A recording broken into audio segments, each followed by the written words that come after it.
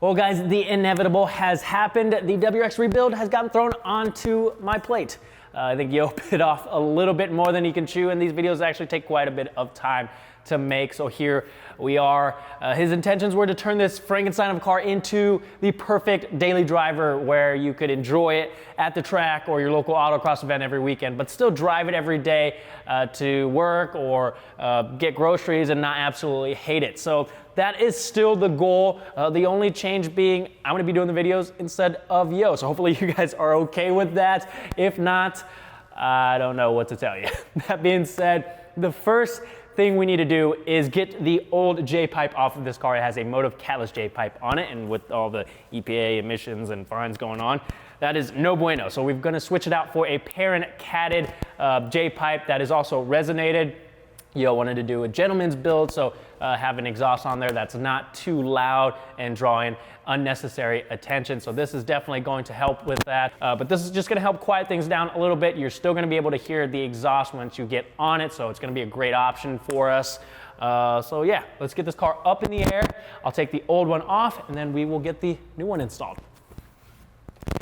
Before we get into the install, if you guys are doing this yourself, highly recommend you pick up a set of new studs and nuts for the turbo, because a lot of people run into issues of the nut stripping or the studs breaking off. So it's good to have a backup set just in case you need to replace anything. Also recommend you spray down the area, the nuts and bolts, with some PB Blaster ahead of time to break everything loose.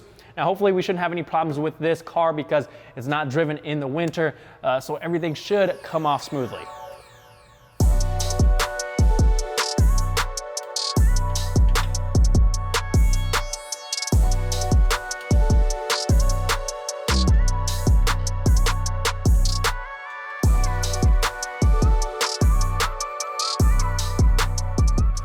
Obviously, the first thing we need to do is remove the splash guard and skid plate from underneath the car, which I've already done. Now we are going to disconnect the two O2 sensors and this ground cable here that's held in with a 10mm bolt.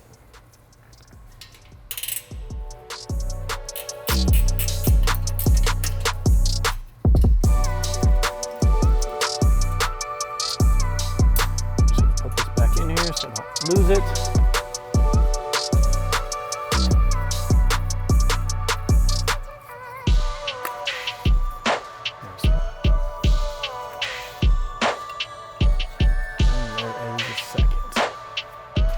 We're gonna remove the two bolts and nuts that are holding the J-pipe to the cat back next.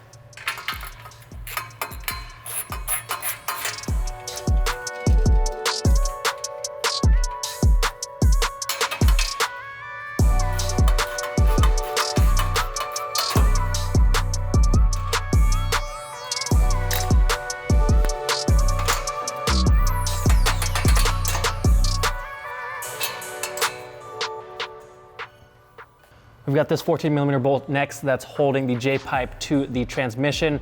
Once I've got the bolt out, I'm still gonna leave the J-pipe on this bracket to help support the weight on the backside here, but then we can move to the front and disconnect the rest of it.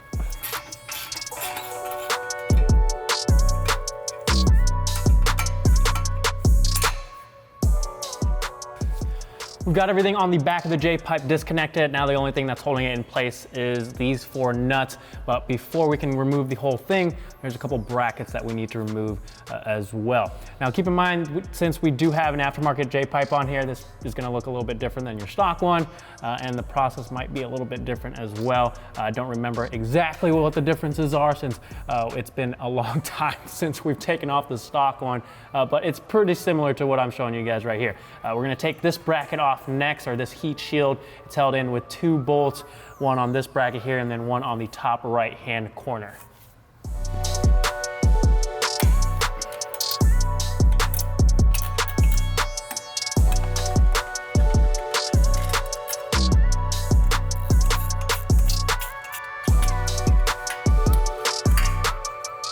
The other bracket that you need to pay attention to is this one right here that's connected to the top two studs on the J-pipe. There's going to be a bolt in on the right side here that we happen to be missing. So I'm gonna have to find a bolt to get in there once I get the new one back in. But definitely don't forget that, otherwise you're not gonna be able to take that bracket off and in turn not be able to take the J-pipe off. Now all that's left is the 4 14mm nuts that are holding the J-pipe to the turbo that everybody seems to have issues with. So again, make sure you spray these down and take your time to make sure you don't strip or break them.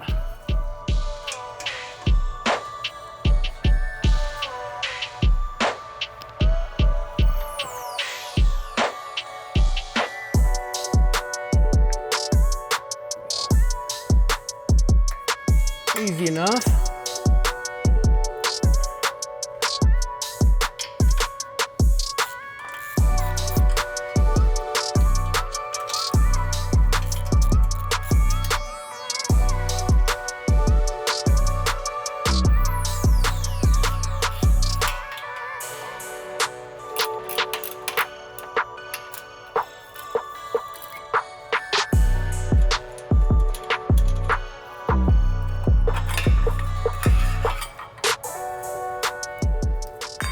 All right, so we should be able to slide this off now. Make sure all the wires for the O2 sensors aren't snagging on anything as you pull this out.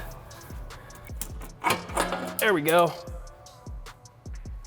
All right, we've got the old J-pipe off of the car. Luckily, we didn't run into any issues with the studs or nuts. So now we can go ahead and install the new parent J-pipe. I was actually wrong. This one is not resonated. It's just catted.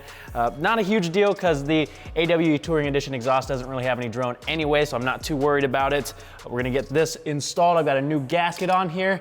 We'll get the nuts loosely installed back on, make sure we've got all the brackets in place, and then install the rear section, and then we will tighten everything down and make sure everything is torqued correctly.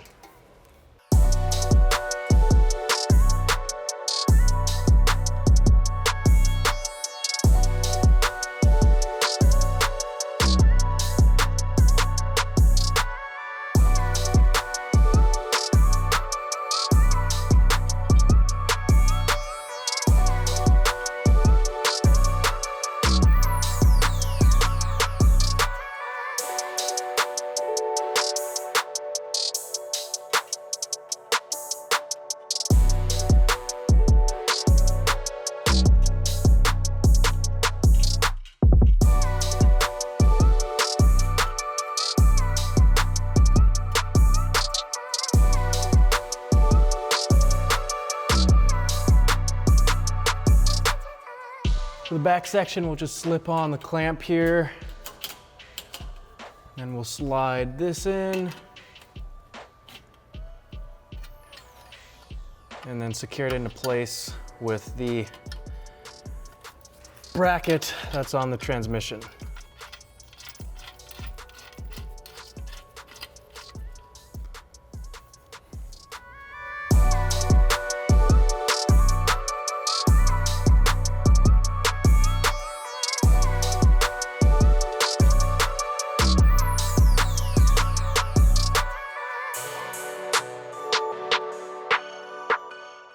Before you tighten down the clamp that's connecting the front to the rear section, take a look at the gap here. You want to make sure there's not more than 1 inch of gap there before you tighten things down.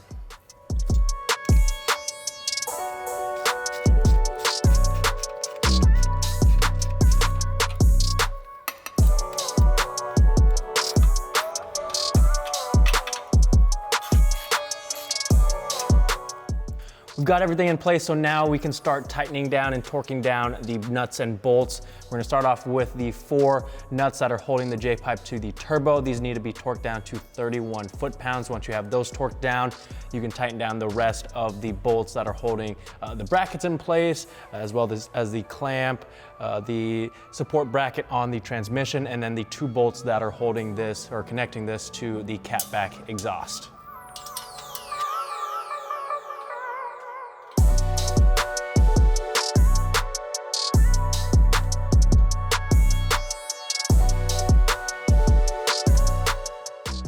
All right, now we've got to remove the O2 sensors from the old J-pipe and transfer them over to the parent.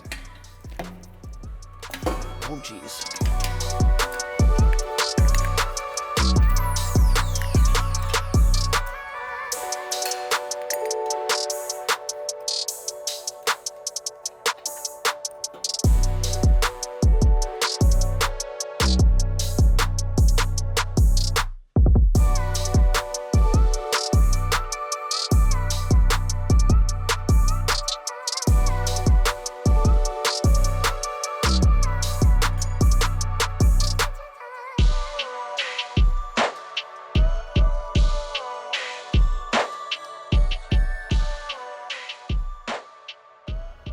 We've got both of the O2 sensors connected, so now I'm just gonna connect the ground wire to the stud that's on here and then tighten it down with the included washer and nut.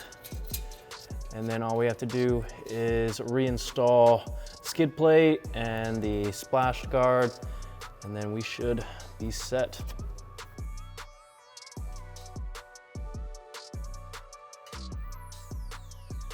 All right, guys, we've got the new parent J-Pipe installed on the car and everything basically put back together.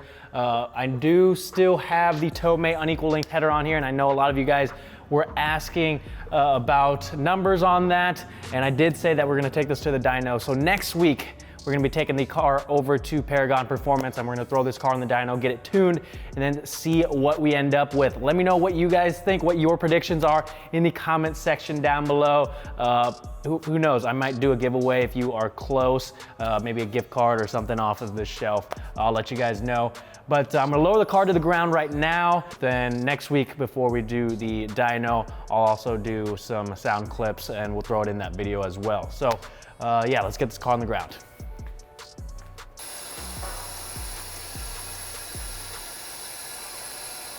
That pretty much covers it, guys. An aftermarket J-Pipe is probably one of the best bang for your buck mods as far as added power and torque goes. Of course, you are gonna need a tune after this. The install wasn't too bad for myself, but like I said, some people do have issues with those nuts and studs on the turbo seizing or breaking or rounding off, so definitely get yourself an extra pair. I'll leave a link to everything down in the description. If you guys have any questions, let me know in the comment section down below. Thank you guys for watching. I'll see you guys next time.